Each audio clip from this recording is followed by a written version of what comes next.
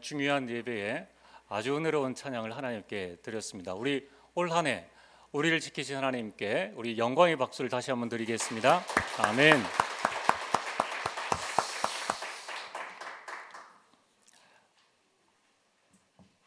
네, 2022년 보내고 또 23년을 맞이하는 송구영신 예배를 드리게 되었습니다. 오늘 우리 예배에 좀 집중하기 위해서 예배 절차를 좀 간략하게 해서 또 오늘 이후에 있을 성찬식과 함께 예배를 진행하게 되었습니다. 자, 먼저 서론으로 여러분 2022년 한 해를 어떻게 지내셨습니까? 국내외적으로는 여러 가지 많은 일들이 있었습니다. 특별히 연초에는 러시아 우크라이나의 전쟁으로 말미암아 전 세계에 경제에 많은 큰 타격이 오게 되었죠. 또 국내에도 여러 가지 재앙으로 말미암아 많은 사람들이 어려움을 겪었습니다. 비단 그 일뿐만 아니라 여러분 개인들도 여러 가지 하나님의 응답과 또 문제 어려움 속에서 여러분 살아갔을 것입니다. 가만히 생각해 보면은 정말 하루하루가 전쟁 같은 날이었습니다. 그러나 지금 이 자리에 저와 여러분들이 함께하게 되었습니다. 여러분, 그래서 올 한 해의 여러분들이 키워드는 뭡니까? 자, 올 한 해를 여러분이 딱 정리를 하면서 올 한 해 내 인생의 키워드는 뭐다? 라는 것을 한번 점검해 보셨습니까? 저는 올 한 해의 인생을 되돌아보면서 점검되어진 말씀이 은혜였습니다. 모든 것이 은혜라는 것입니다. 고린도서 15장 10절에 나의 나된 것이 하나님의 은혜라. 그럼 지금 이 자리에 우리가 하나님의 말씀을 듣고 이 자리에 섰는 것, 또 우리가 방송으로 하나님의 말씀을 듣고 있는 모든 것들이 하나님의 은혜입니다. 그래서 찬송가 301장에 보면은 지금까지 지내온 것 주의 크신 은혜라. 그리고 찬송가 308장에 보면은 내 평생 살아온 길 뒤를 돌아보니 걸음마다 자옥마다 모두 죄뿐입니다. 참 우리는 올 한 해 내 나름대로 열심히 살았다고 또 나름대로 하나님을 섬겼다고 생각을 하는데 뒤돌아보면은 참 하나님 앞에 받은 은혜는 큰데 우리 자신들이 하나님 앞에 드린 것은 적은 것을 볼 수 있습니다.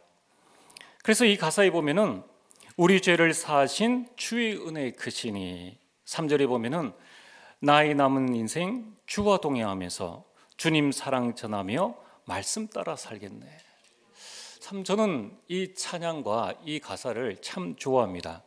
내 평생 살아온 길 뒤를 돌아보니 걸음마다 자옥마다 나는 죄뿐인데 하나님은 나에게 은혜를 베푸셔서 지금까지 하늘보다 더 많은 응답과 축복 속에 우리를 인도해 오셨다는 것입니다. 그래서 우리는 히브리서 4장 16절 말씀처럼 우리는 긍휼하심을 받은 자들입니다. 이제 우리는 때를 따라 돕는 은혜를 얻기 위하여 날마다 은혜의 보좌 앞에 담대히 나아가야 하는 것입니다. 오늘 이 은혜의 보좌 앞에 담대히 나온 여러분들을 주의 이름으로 축복합니다. 오늘 여러분들이 이제 2023년을 준비하는 최고의 은혜의 시간이 되어지길 주의 이름으로 축복합니다. 자, 그러면은 이제 올 한 해가 몇 시간 남지 않았습니다. 세상 사람들은 제야의 종소리를 들어야 된다. 그리고 이 내일 아침에 뜨는 새 태양을 봐야 된다. 이런 생각으로 해변으로 또 각자 나름대로 이 시간을 보냅니다. 자, 그러면은 오늘 저와 여러분들은 어떻게 한 해를 마무리하고 새해를 맞이해야 되겠습니까? 하나님 말씀에 새 술은 새 부대에 담으라고 말씀하셨습니다. 오늘 우리는 이 예배를 통하여서 2023년을 담을 그릇, 그 새 그릇을 준비를 해야 하는 것입니다. 그러려면 어떻게 하면 됩니까? 첫 번째로 버려야 할 것이 있습니다. 버려야지 담을 수 있다는 것입니다. 우리는 무엇을 버려야 합니까? 남은 이 2022년 이 시간 동안에 우리가 버릴 것은 다른 게 아닙니다. 내 것입니다. 여러분, 우리 인생을 뒤돌아보면은 저 사람 때문에, 누구 때문에, 이 일 때문에 다 그렇게 생각할 수 있는데 가만히 자세히 말씀 앞에서 나를 되돌아보면은 결국은 나 때문이에요. 내 것을 버려야 한다는 것입니다. 나의 무엇을 버려야 합니까? 끊임없는 야망과 욕심과 또 하나님께서는 우리에게 충분히 우리 모든 은혜를 주셨는데 우리가 불행하다고 느끼는 것은 비교해서 그렇다는 겁니다. 불신자와 나를 비교하고 다른 사람과 나를 비교하는 거기에서 오는 그 비교의식을 버려야 합니다. 비교하니까 뭐가 나옵니까? 은혜가 나오는 것이 아니라 갈등이 나오는 것이죠. 그러니까 자꾸 나는 십자가에 못 박혀 죽었는데 자꾸 내가 살아가는 것입니다. 여러분, 우리 집에 딸이 2명이 있습니다. 늘 엄마랑 싸우는 게 뭐냐면은 이 WRC나 또 무슨 이 여름철을 맞이하면은 옷을 사야 된다고. 엄마는 집에 옷이 많은데 왜 옷을 사느냐? 아이들은 입을 옷이 없잖아. 이렇게 자꾸 이야기를 합니다. 제가 우리 팁을 하나 드리겠습니다. 버리면 됩니다. 버리고 난 다음에 입을 옷이 없다는 것을 보여주면 된다는 거예요. 여러분, 우리가 새 것을 사려면 버려야 합니다. 자꾸 버려야 되는 거예요. 은혜를 받으려면 내 것을 자꾸 버려야 한다는 것입니다. 그럼 버린다는 건 뭡니까? 필요가 없다는 말입니다. 여러분, 하나님이 자녀에게는 야망이나 욕심이나 비교나 갈등이나 나 자신이 필요가 없습니다. 이제 여러분들은 무엇을 붙잡아야 됩니까? 야망 대신 하나님이 주신 언약을 붙잡으시면 됩니다. 여러분, 우리는 욕심 대신에 하나님 주신 비전과 남과 나를 비교하기 전에 하나님이 나에게 주신 그 꿈을 붙잡으시면 됩니다. 갈등이 일어납니까? 갈등 붙잡지 말고 하나님이 만드신 나를 붙잡으시면 됩니다. 나 대신 하나님이 주신 내 인생 작품을 여러분 딱 붙잡게 되길 주의 이름으로 축복합니다. 그리고 두 번째로 이제 우리가 버렸다면은 비워두지 말고 가장 좋은 것으로 채워야 됩니다. 우리가 채울 것이 뭡니까? 그것은 하나님의 것입니다. 세상에서 가장 좋은 것이 바로 하나님의 것입니다. 여러분, 우리가 목욕을 하고 더러운 속옷이나 겉옷을 입지 않습니다. 목욕을 하고 난 다음에는 깨끗한 새 옷을 입죠. 그러면 기분도 좋아지고 몸도 굉장히 가벼워지는 것을 보게 됩니다. 우리는 뭘 해야 됩니까?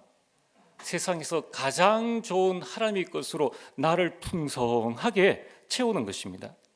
창세기 1장 1절에 하나님은 천지를 창조하셨습니다. 그 하나님께서 요한복음 1장 14절에 육신을 입고 이 땅에 오셨습니다. 그리고 요한복음 19장 30절에 나의 모든 죄와 문제를 지고 나 대신 십자가에서 죽으셨습니다.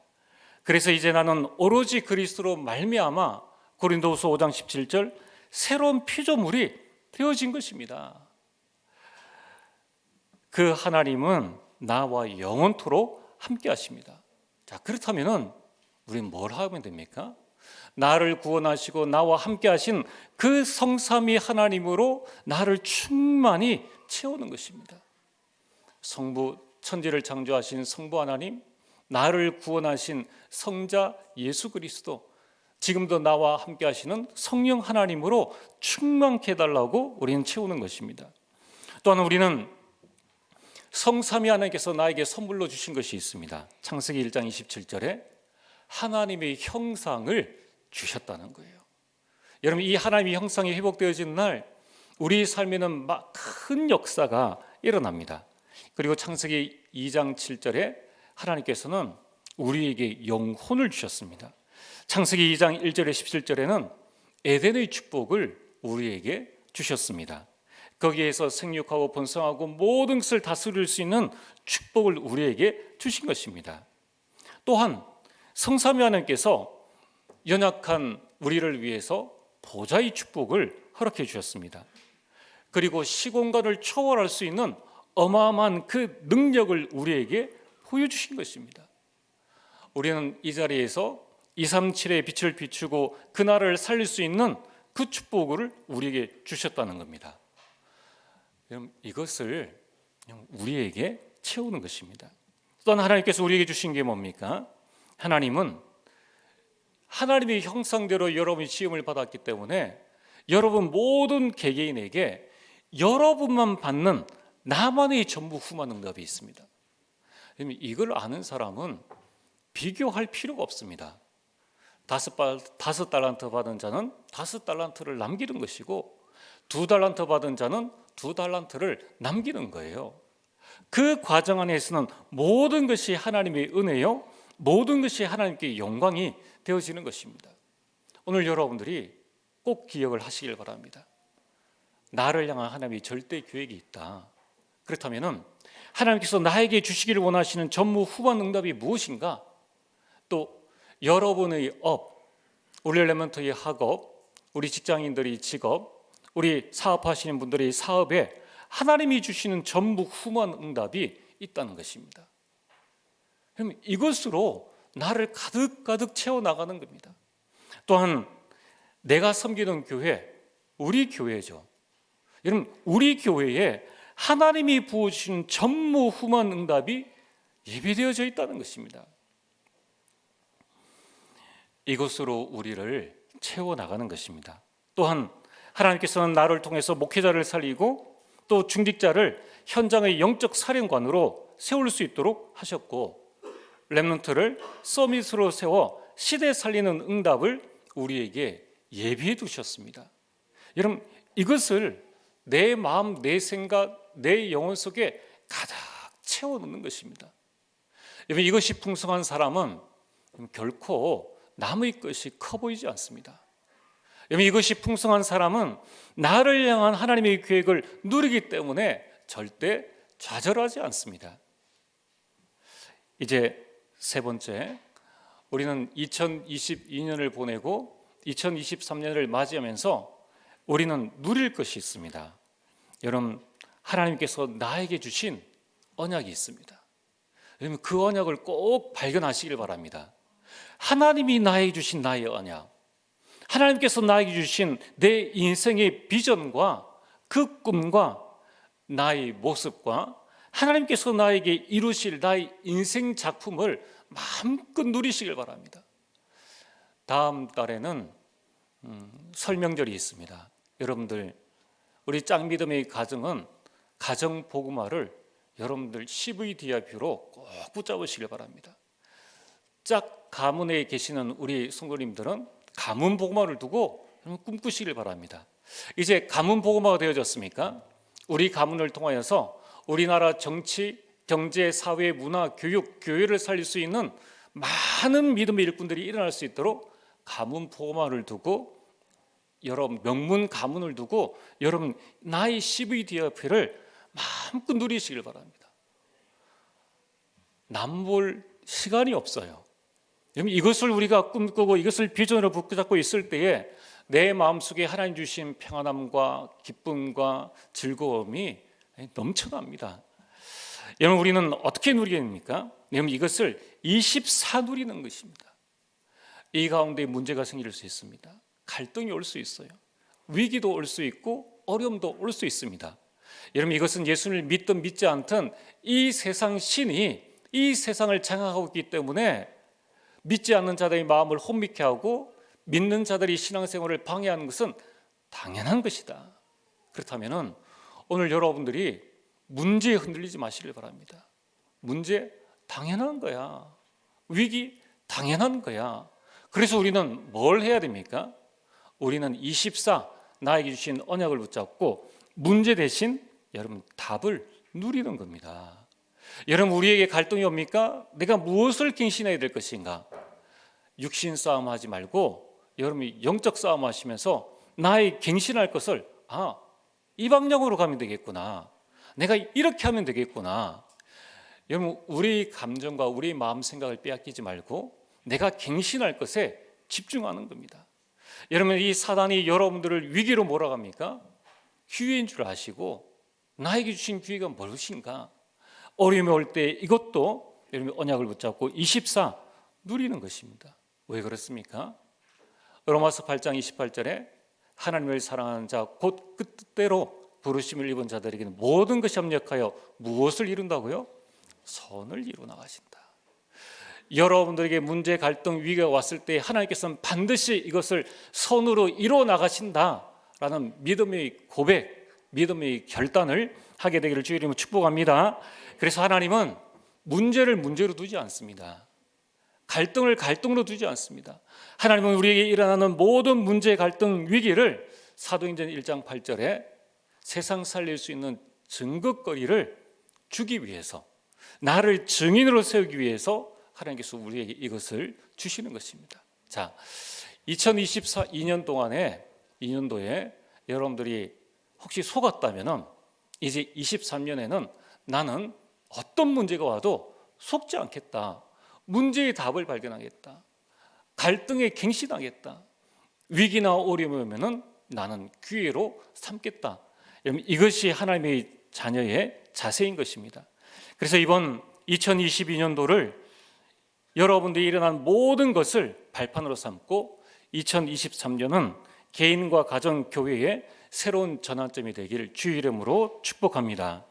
자, 그럼 오늘 본론으로 여러분 2023년도에 우리는 어떤 말씀을 붙잡고 가야 됩니까? 하나님이 원하시는 교회입니다.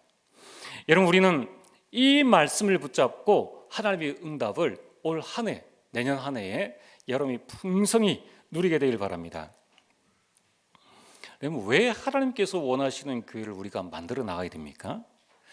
여러분, 지금부터 120년 전에 우리나라에 정말 세계의 역사의 지도에 나오지도 않을, 거의 모든 사람들이 알지도 못하는 그 작은 대한민국, 이 조선의 땅에 청년 토마스 선교사가 우리나라에 왔습니다. 그는 복음을 제대로 전하지도 못하고 대동강에서 이 포졸들의 칼에 죽어가면서 성경책을 전했는데, 그 복음의 전파로 말미암아 우리나라의 복음이 전해진 것입니다. 그리고 교회가 세워졌습니다. 왜냐하면 그때 우리나라는 너무나 가난했습니다. 주변 강대국의 틈바구니에서 많은 어려움을 당하고 있었습니다. 복음을 통해서 그런 가운데에서 이 복음을 통해서 영적 대물림, 가정마다 이 영적 대물림이 해결되어지고 일제 식민지 치하를 받고 있는 그 상황 가운데에서도 많은 사람들의 생각이 깨어났습니다. 왜냐하면 교회를 통해서 많은 지도자들이 일어났고 병원과 학교들을 세웠습니다. 이런 병원과 이 복음과 함께 또 교회와 함께 우리나라가 많은 발전을 이루어 왔습니다. 이런 세계사를 보면은 언제든지 교회가 복음을 붙잡고 성장할 때마다, 영적 부흥이 일어날 때마다 그 나라의 경제와 그 나라가 일어났던 것을 보게 됩니다. 여러분, 우리는 이름도 모르는 많은 선교사님들로 말미암아 우리 교회의 이 복음이 저 북한과 우리나라의 땅에 전해졌습니다. 여러분, 지금 서울에 있는 양화지라는 곳에 가보면은 외국인 선교사 무덤이 있습니다. 거기에 가보면 우리가 이름도 모르는 많은 선교사들, 아니 이런 분들이 그 시대에 우리나라를 찾아왔단 말인가? 그들이 무덤이 여기 있다는 건 뭡니까? 대한민국에서 소천했다는 것입니다. 여러분들, 우리가 많은 사람들이 선진국에 가기를 원하지 후진국에 가기를 원하지 않습니다. 그러나 이분들은 하나님의 부르심을 받아 이 땅에 교회를 세우고 우상을 제거하고 하나님 나라를 이룬 것입니다. 그러나 그뿐만 아니라 그 선교사를 따라온 그 아내들과 그 자녀들의 무덤도 똑같이 있다는 거예요. 여러분, 시간이 되시면은 자녀들과 함께 꼭 한번 외국인 선교사 묘지를 꼭 가보시길 바랍니다. 거기 가보면 2살 난 아이의 무덤도 있습니다. 참 안타깝지 않습니까? 그리고 어떤 선교사님은 이 나라에 와서 6개월 만에 이 풍토병으로 말미암아 소천한 그런 많은 순교의 역사가 있는 것입니다. 내년에는 이제 예비 중직자를 선출해서 예비 중직자 훈련을 하려고 합니다. 그 가운데 필독서가 양화진이라는 책입니다. 어떻게 우리나라의 이 선교의 역사가 이루어졌는가? 내가 알지 못하는 많은 외국의 선교사들이 와서 우리에게 이 복음을 전해주고 교회를 세워준 것입니다. 그 발판, 그 역사의 흐름 속에 오늘 저와 여러분들이 들어있는 것입니다. 그래서 우리 예비 중직자들과 함께 이 외국인 선교사 묘지를 한번 가봐야 되겠다. 그래야지 우리가 제대로 선교할 거 아닙니까? 그래야 우리가 오촌 종족을 다시 우리 마음속에 품어야 될 것 아닙니까? 여러분들, 교회가 살면 나라가 살아납니다. 교회가 살면 시대를 살릴 수 있습니다. 그래서 하나님은 교회를 중심으로 역사의 모든 것들을 움직여 나가시는 것입니다. 그래서 우리는 하나님이 원하시는 교회를 만들어 나가야 하는 것입니다. 그렇다면 하나님께서 원하시는 교회는 무엇입니까? 그 첫 번째가 세 가지 중심의 교회가 되어야 합니다. 여러분, 교회는 하나님 중심의 교회가 되어야 합니다. 창세기 1장 1절에 천지를 창조하신 분이 하나님이십니다. 창세기 1장 27절에 하나님께서 인간을 만드시고 우리 인생을 주관하시는 분도 하나님이십니다. 창세기 1장 28절에 하나님께서 우리에게 복을 주셨습니다. 하나님이 복의 시작입니다. 로마서 16장 36절에 보면은 만물이 주에게서 나오고 주로 말미암고 주에게로 돌아가나이다. 모든 시작이 하나님께로부터, 모든 여정이 하나님으로 말미암아 모든 것이 다시 하나님께로 돌아가는 것입니다. 여러분들, 그래서 교회의 주인은 하나님이십니다. 그래서 우리는 하나님께 모든 것을 맡겨야 하는 것입니다. 또한 성령 중심의 교회입니다. 여러분, 지금부터 어떻게 우리가 신앙생활을 해야 합니까? 우리 신앙생활의 기준은 내가 아닙니다. 우리 신앙생활의 기준은 성경, 곧 하나님의 말씀입니다. 여러분, 신앙생활은 나 중심이 아니라 오직 하나님의 말씀이 중심이 되어야 합니다. 왜냐하면 우리는 내일 일을 알 수가 없습니다. 올해 이렇게 살아갔다고 해서 내년에 똑같은 일들이 일어난다고 보장할 수가 없는 것입니다. 그러나 시편 119편 105절에 주의 말씀은 내 발의 등이요 내 길의 빛이라고 말씀하셨습니다. 마리아에게 나타난 천사장 가브리엘이 누가복음 1장 37절에 대저 하나님의 모든 말씀은 능하지 못하심이 없느니라. 여러분, 우리 인생도 하나님의 말씀대로 되어집니다. 말씀을 붙잡을 때 하나님께서 내 인생을 이끌어 가시는 것입니다. 천사가 마리아에게 내가 성령으로 잉태되어서 아들을 낳을 것이다, 이 소식을 전했을 때에 누가복음 1장 38절에 마리아의 고백입니다. 말씀대로 내게 이루어지이다. 여러분, 우리 2023년도에 우리 모든 성도님들이 고백이 이 고백이 되어지기를 주의 이름으로 축복합니다. 말씀대로 내게 이루어지이다. 하나님께서 나에게 주신 말씀대로, 내 능력과 내 생각과 내 계획대로가 아닌 하나님의 말씀대로 우리 교회에 이루어지게 하옵소서. 우리 가정에 말씀대로 이루어지게 하여 주옵소서. 여러분, 이것이 바로 세 가지 중심의 교회인 것입니다. 마지막으로는 뭡니까? 여러분, 우리는 모든 것을 교회 중심이 되어야 합니다. 이스라엘 백성들이 400년의 노예 생활을 끝마치고 출애굽하게 되었습니다. 이스라엘 백성들이 광야를 40년 동안 가게 됩니다. 그 힘든 광야 생활을 할 때에 하나님께서 이스라엘 백성들에게 말씀하셨습니다. 성막을 지어라. 그게 지금의 예배당인 것입니다. 교회인 것입니다.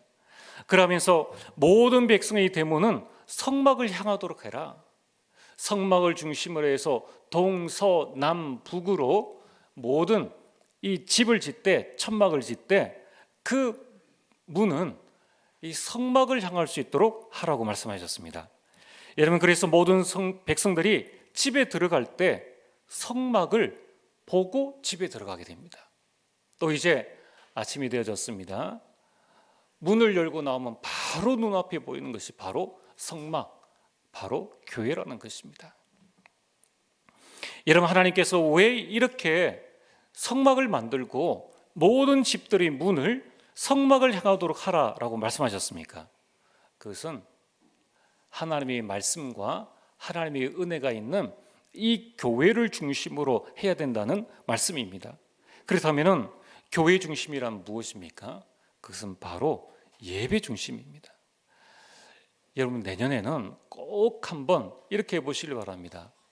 여러분의 삶의 모든 스케줄의 중심을 어디에 두느냐?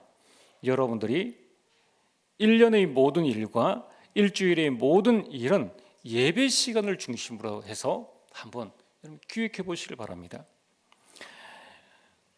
세상에서 제일 갑부가 록펠러인데, 록펠러 신앙의 특징이 뭡니까? 그는 아무리 바빠도 모든 일의 중심이 뭐였습니까? 자기 고향, 자기 교회의 11시 예배 중심. 그 미국의 어떤 현장에 있어도 주일만큼 비행기를 타고 와서 자기 교회에서 예배 중심으로 드렸다는 것입니다. 여러분, 여기에는 많은 록펠러의 신앙의 고백과 또 하나님의 어마어마한 축복들이 있겠죠. 여러분, 이 부분을 붙잡고 정말 예배 중심 되어지길 바랍니다. 여러분, 교회 중심이란 뭡니까? 교회는 하나님의 나라의 일을 하는 것입니다. 우리가 아무리 좋은 직장, 우리가 S그룹에 들어갔습니다. S전자 또는 H기업에 들어가도 내가 하는 일은 거기에서 월급 받기 위해서 하는 그냥 일반적인 일이지 않습니까?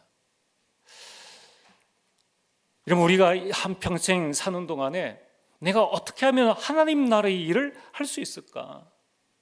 그래서 교회를 중심으로 모여라. 여러분, 교회는 하나님 나라의 일을 하는 유일한 곳이라는 것입니다. 그래서 여러분들이 교회 행사를 잘 보고 기도하시면서 교회에 헌신하는 겁니다. 그래서 여러분, 교회 주보 광고를 잘 보시길 바랍니다. 어떻게 하면 내가 하나님 앞에 헌신할 수 있을까? 여러분, 교회 섬김이 바로 교회 중심이라는 것입니다. 세 번째는 교회 중심이란 뭡니까? 그것은 성도 중심이라는 것입니다. 성도를 먼저 잘 보살피는 것이 바로 교회의 중심이라는 겁니다. 그래서 우리 전도회 임원들이 참 중요합니다. 여러분들이 1년을 섬기더라도 말씀을 붙잡고, 그렇지, 성도를 섬기는 것. 내가 다 섬길 수 없지만은 우리 전도회 회원만이라도 내가 섬기는 것, 이것이 하나님의 나라의 일이다. 여러분, 우리 구역장 권찰님들 계십니까? 여러분들이 교회 전체 다를 알 수 없지만은 나에게 맡겨진 이 몇 가정을 두고 여러분이 기도하는 것, 구역 예배가 되든 되지 않든, 그러나 나에게 맡겨진 이 일을 여러분들이 하나님 앞에서 내가 감당해 나가는 것, 사람들이 볼 때 뭐라 하든지 아무 상관없이 내가 하나님 앞에서 이 구역을 섬겨나가는 것이 하나님 나라의 일이다.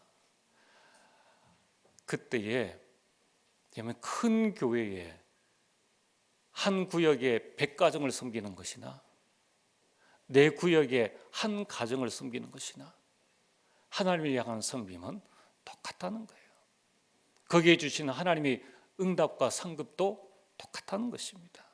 여러분, 절대 사단에게 속지 말게 되기를 주의 이름으로 축복합니다. 여러분, 그래서 이제 2023년도에는 여러분들의 모든 일은 교회와 방향을 맞추게 되기를 주의 이름으로 축복합니다. 두 번째는 하나님이 원하시는 교회가 뭡니까? 셋들이 있는 교회입니다. 요한복음 2장 13절에서 22절에 예수님께서 6월절에 예루살렘 성전에 올라가셨습니다. 근데 이게 웬 말입니까? 예배 드려야 될 그 성전에, 그 성전 안에서 많은 사람들이 소와 양과 비둘기를 팔고 있었습니다. 심지어는 돈을 바꾸는 그 장사치들도 앉아 있었습니다. 예수님께서 얼마나 노하셨는지 거기에 있는 노끈을 채찍으로 만들어서 이 양과 소를 성전에서 다 내쫓으시고 돈 바꾸는 사람들의 돈 엎어버리시고, 그리고 그 상을 여러분 엎으셨다는 거예요. 여러분, 혹시 가족과 함께 식사하실 때에 밥상 엎으신 적이 있습니까? 얼마나 열받으면, 얼마나 화가 나면 내 먹는 밥그릇을 그냥 확 엎겠습니까? 우리 교회 성도님들은 그런 분들이 안 계시겠죠. 근데 옛날에는 참 그런 일들이 많았던 것 같아요. 우리 사극이나 이런 거 봐도 주막에서 한 잔 두 잔 받다가 그냥 상을 막 엎는 그런 장면들이 나오는데, 얼마나 열을 받으면, 얼마나 화가 나면, 사랑 많으신 그 하나님께서 얼마나 열을 받으셨으면 눈에 보이는 게 노끈이니까 노끈을 가지고 그걸 채찍으로 만들어 가지고 양과 소를 다 내쫓고, 그 돈 바꾸는 사람들이 그 돈과 그 상을 그냥 마구마구 막 흩으셨다는 거예요. 여러분, 이것은 무엇을 의미하는 것입니까? 어떤 교회가 되어져야 하는가? 교회에게 지금 무엇이 필요한가? 하나님께서 원하시는 교회는 그런 교회가 아니라는 것입니다. 하나님께서 원하시는 교회는 어떤 교회입니까? 이방인의 뜰이 있어야 한다는 것입니다. 예수님께서 소와 양을 내쫓으신 그 장소, 그 사람들이 성전에서 돈을 바꾸는 그 장소가 바로 이방인들이 와서 예배드려야 할 그 장소라는 거예요. 그들은 그 장소를 내어주지 않고 자신들의 이익을 취하는 곳으로 만들었다는 것입니다. 그래서 하나님께서는 예루살렘 교회를 쓰실 수가 없었다는 것입니다. 여러분, 오늘 이 시대에 우리에게 가장 필요한 것이 무엇입니까? 우리 교회만이라도 이방인들을 만들어야 하는 것입니다. 여러분, 교회의 설립의 목적은 뭡니까? 그것은 바로 주변에 있는 사람들에게 복음을 전하고, 복음을 알지 못하는 다른 문화에 있는 사람들에게 이 복음을 전하는 선교라는 것입니다. 237 나라와 5천 종족 복음화는 단순한 구호가 아니라 교회가 해야 될 절대적인 사명이라는 거예요. 그래서 여러분들이 하실 수 있는 선교가 뭡니까? 이 부분들을 마음에 잘 담으셔야 됩니다. 그래서 여러분, 우리가 또 내년에 매년 해야 됩니다. 뭡니까? 내가 하나님 앞에 헌금을 작정하는 것이죠. 여러분, 이걸 하실 때에 교회와 방향을 맞추시라. 여러분이 교회에 사는 모든 일들을 교회와 방향을 맞추는데 그냥 하지 마시고, 하나님, 내가 드리는 이 헌금, 하나님, 내가 드리는 이 선교 헌금이 237과 5천 종족 살릴 수 있는 헌금이 되게 앞서서, 이 돈이, 이 헌금이 어떻게 쓰여지느냐, 그 부분은 교회 전체의 행정을 보고 집행해 나가지만은, 그러나 여러분들이 그 마음을 담아서 드린 그 헌금을 하나님께서는 받으신다는 거예요. 그 응답은 어떻게 됩니까? 여러분이 드린 그 마음에 따라서 그대로 하나님께 주신다는 거예요. 그래서 여러분들에게 부탁을 드립니다. 여러분들이 4대 헌금을 하나도 놓치지 마시고 여러분 신앙의 고백으로 여러분 드리시길 바랍니다. 저는 여러분들에게 말씀드립니다. 액수가 중요한 게 아닙니다. 여러분, 우리가 중직자를 쓸 때 중직자 헌금을 얼마를 해야 되느냐? 여러분, 교회에서 어느 정도의 기준을 정해주는 것이지 그것이 절대 기준이 아니라는 거예요. 헌금에 시험 드는 사람이 가장 어리석은 사람입니다. 그렇게 하실 필요 없어요. 여러분이 마음을 담고 적은 액수부터 시작을 하시면 됩니다. 여러분, 우리가 운동을 해보지 않습니까? 제가 헬스를 합니다. 헬스를 하면 제가 드는 이 중량의 한계가 있습니다. 그래서 제가 만약에 50kg를 든다. 그래서 제가 어느 날은 몸에 좀 컨디션이 좋구나. 그래가지고 50kg부터 바로 들면은 몸에 당장 무리가 와요. 그래서 저는 어떻게 하는가 하면은 50kg가 저의 한계치면은 20kg부터 시작을 합니다. 20kg 가지고 12번, 그 다음에 30kg 12번, 40kg 12번, 50kg 딱 되어지면 거뜬하게 12번을 충분히 하고도 남는다는 거예요. 근데 처음부터 여러분들 50kg를 들려고 하면은 몸에 무리가 오게 됩니다. 여러분들이 중심을 하나님이 알고 계십니다. 여러분들 다른 모든 것을 다 떠나서 여러분, 우리 신앙의 중심이 하나님이 중심입니다. 하나님께서 나의 중심을 볼 때에 내가 어떻게 해야 될 것인가, 그 부분들을 보고 하나님 앞에 헌신하면 되는 것입니다. 그러면서 우리는 역선교를 준비를 하는 것입니다. 두 번째는 여러분들 기도의 뜰이 있어야 합니다. 여러분, 기도로 하나님께 집중할 때에 우리에게 참된 치유가 일어납니다. 그래서 교회는 24시 개방되어 있어야 하는데 그냥 문만 열려 있다고 해서 개방이 아니죠. 기도할 수 있는 분위기가 딱 되어져야 됩니다. 우리 중지자분들 시간 되시면 한번 성당에 꼭 한번 가보시길 바랍니다. 성당은요, 밤에 가든 새벽에 가든 낮에 가든 언제든지 무릎 꿇고 기도할 수 있는 여건이 다 되어 있습니다. 문이 열려 있습니다. 들어가면 불이 켜져 있습니다. 들어가면 성경책도 준비되어져 있습니다. 그냥 기도만 하고 나오면 되도록끔 되어 있습니다. 교회는 어떻습니까? 본당에 들어가야 되든지 소예배실에 들어가면 불을 켜야 됩니다. 여름에 에어컨을 켜야 될지 말아야 될지, 추운데 기도하러 왔는데 이 히터를 켜야 될지 말아야 될지 갈등되고 고민되어집니다. 그건 기도의 뜰이라고 할 수가 없겠죠. 그러면 이제 우리는 하나님이 원하시는 교회는 기도의 뜰이 있는, 그래서 마음껏 와서 하나님께 기도함으로, 하나님께 집중함으로 치유받는 그러한 장소가 되어야 합니다. 세 번째는 아이들이 뜰이 있어야 됩니다. 이런 후대를 서밋으로 세울 수 있는 그런 조직을 만들어야 하는 것입니다.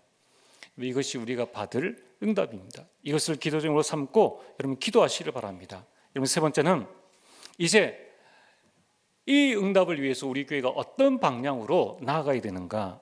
초대 교회가 가진 4가지 방향으로 나아가는 교회가 되어져야 하는 것입니다. 그것이 바로 오늘 사도행전 2장 42절 말씀입니다. 여러분들, 그 당시에 어마어마한 예루살렘 교회가 있는데 예루살렘 교회가 아닌 그 작은 초대 교회가 하나님께 쓰임받은 이유가 무엇입니까? 초대 교회는 첫 번째, 사도의 가르침을 따라간 것입니다. 이 초대 교회는 이 사도의 가르침, 다시 말해서 지금 강단을 따라간 것입니다. 올 한 해 강단을 따라갔던 것처럼 내년에도 여러분이 오로지 여러분이 이 강단의 말씀을 딱 붙잡으시길 바랍니다. 그 말씀을 한 단어, 한 문장으로, 나의 레마로 여러분이 붙잡으시길 바랍니다. 초대교회는 서로 교제함이 있었습니다. 교제가 뭡니까? 소통입니다. 나의 기도 제목을 저 사람이 알고 저 사람의 기도 제목을 내가 알고 서로 기도할 수 있는 소통입니다. 소통을 통해서 원리스를 이루어간 것입니다. 여러분, 우리 교회 성도님들이 원리스 되어진다면 우리는 세계복음화를 할 수 있습니다. 초대 교회의 장점이 뭡니까? 그들은 극심한 박해 가운데에서 120명이 오로지 강단 메시지로 서로 교제, 원리스가 되어졌다는 것입니다. 초대 교회는 떡을 떼었습니다. 성찬입니다. 이러면 성찬은 그리스도의 죽으심과 부활을 기념하는 것입니다.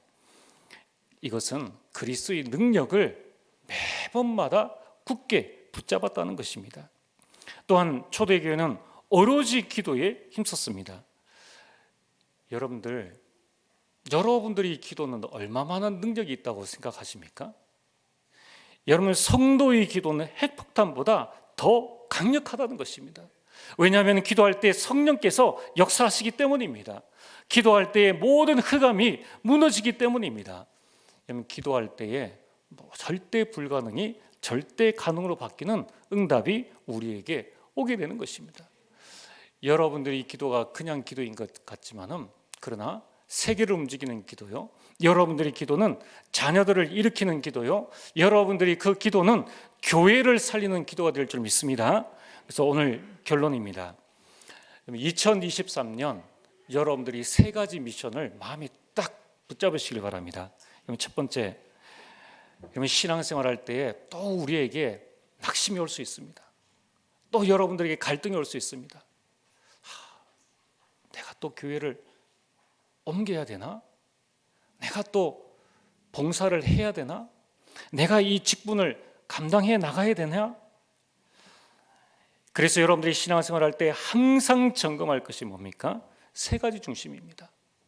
나는 하나님 중심인가? 나 중심인가? 나는 성경 중심인가? 내 생각 중심인가? 나는 교회 중심인가? 내 이익 중심인가? 여러분, 두 번째는 2023년도에 여러분이 응답받을 기도 제목입니다. 3가지 뜰을 위해서 여러분이 집중적으로 기도하시길 바랍니다. 하나님, 우리 교회에 이방인의 뜰을 주옵소서. 하나님, 우리 교회에 정말 치유의 뜰을 허락하여 주옵소서. 하나님, 우리 교회에 아이들의 뜰을 허락하여 주옵소서. 여러분, 지금 이 아이들의 뜰은 실제로 우리가 만들어 나가야 됩니다. 금토일 시대는 그냥 말만의 그 금토일 시대를 만들어 나가야 하는 것은 아닙니다. 이제 앞으로 하나님께서 우리에게 응답을 주시면은 진짜 우리 렘넌트의 주일에는 렘넌트들이 모든 교역자들이 렘넌트 담당 교역자는 렘넌트와 함께 하루를 보낼 수 있는 그런 준비를 해 나가야 하는 것입니다. 거기에 대한 그림과 응답들을 하나님께서 우리에게 분명히 주실 줄 믿습니다. 그래서 여러분들이 2023년도에 실천사항이 있습니다. 4가지 방향의 실천사항을 꼭 붙잡으시기 바랍니다. 그 첫 번째가 나는 오로지 강단 말씀을 붙잡겠다. 나는 성도의 교제로 소통하며 원리스하겠다. 여러분들 이걸 꼭 여러분이 하시길 바랍니다. 여러분 어려움이 있습니까? 혼자만 여러분 가지고 계시지 마시고 성도의 기도는 어마어마한 능력의 기도라는 거예요. 그리고 나는 날마다 그리스도의 능력을 붙잡겠다. 나는 오로지 기도에 힘쓰겠다. 2023년은 하나님께서 우리에게 주신 축복의 한 해입니다. 여러분 또 다른 응답의 해가 될 것입니다. 여러분의 개인과 현장과 교회를 살리는 그릇을 준비하여서 하나님께서 마음껏 쓰시는 교회가 되어지길 주의 이름으로 축복합니다. 기도하시겠습니다. 전능하신 아버지 하나님 참으로 감사를 드립니다. 아버지 하나님 올 한 해 하나님께서 은혜 가운데 우리의 삶을 인도하셨던 것처럼 이제 다가올 23년 오로지 하나님께서 우리에게 주신 말씀을 붙잡고 하나님이 원하시는 교회를 세워나가는 응답의 주역들 될 수 있도록 역사하여 주옵소서. 예수님 이름으로 기도리옵나이다. 아멘.